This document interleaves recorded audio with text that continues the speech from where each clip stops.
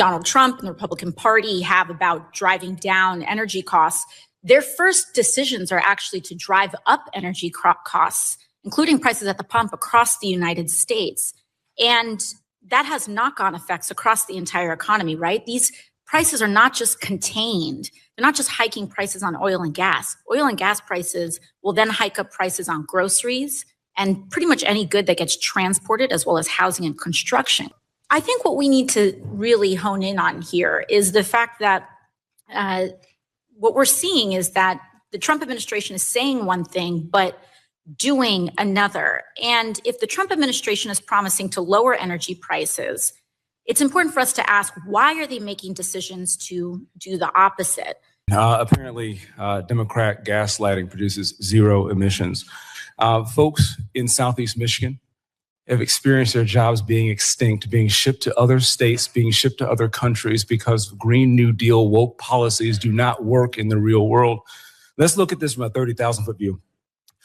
Over the past 4 years, every American has footed a higher gas bill, higher energy costs, and rising prices to keep their cars running and their homes heated. Under the Biden-Harris administration, they totally bent over to the radical left. We stopped producing cleaner, affordable energy in America to fit a narrative that only serves coastal elites and the rich in New York and California. What did this lead to?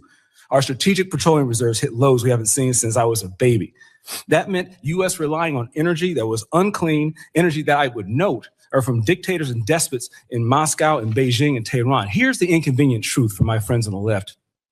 Energy produced and developed here in America is cleaner, it's safer, and it doesn't threaten our national security. In fact, it bolsters it. And what's worse, relying on our adversaries for energy means American jobs go down, not up.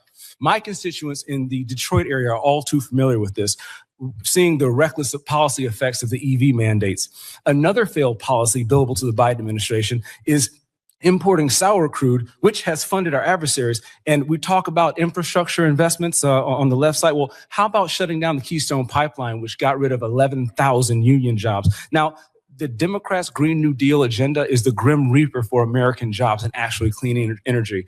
Being able to actually move forward into a future where we can all have cheaper, safer, cleaner energy is our goal. All of the above is the approach. Last year, I spoke on the House floor about how Biden's war on LNG was going to harm Michigan specifically.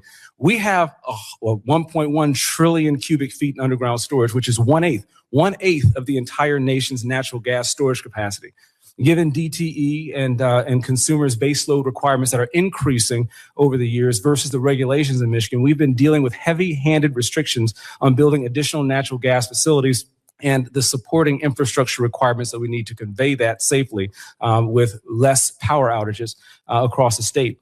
With a Republican House, Republican Senate, and White House, what can this Congress do to scale up natural gas as a reliable source? Again, Mr. McCown. Well, there are several things we can do. Number one is we can stop the war on fossil fuels. We can have revised permitting. We can invoke public-private partnerships, loan guarantees. Some of the very same things that have been done for the renewable industry could be done to expand our natural gas or other fossil fuel industry, too. It should be a level playing field for everybody.